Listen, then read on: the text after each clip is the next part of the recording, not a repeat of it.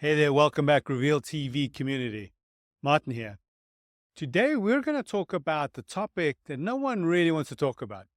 Today, we'll be discussing how to clean out the proverbial SAP junk drawer, also known as block stock. Now, block stock in SAP is pretty straightforward, but we regularly see unconventional uses of this important stock status, leading to unnecessary exposure, tie up in working capital, and incorrect planning and promising to the customer. The bottom line with block stock is this: it's an intermediary status that requires decision making and action. Here to add a little bit more context and clarity on this topic is Jaden. Jaden, why don't you tell us a little bit more about the better use of block stock and where to use it appropriate? Hey Martin, thanks for having me. So there's two things we need to keep in mind about block stock. First, it's a valid status that indicates that we do not expect to be able to use that product without another action occurring.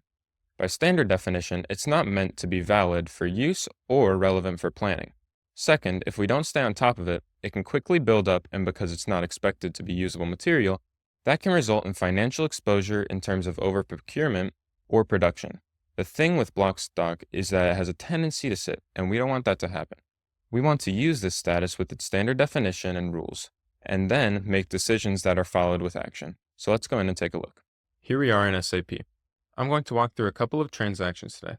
You could see where I am at by looking at the transaction code in the lower right-hand corner of my screen. First, I'm going to head to MB52. This is a great transaction to see our perpetual inventory, and we can see loads of good statistics from here. This is one of the most commonly used transactions for inventory management, so many of you are probably familiar with MB52. It's a good one. Okay, now we're going to sort by materials that have block stock associated with them.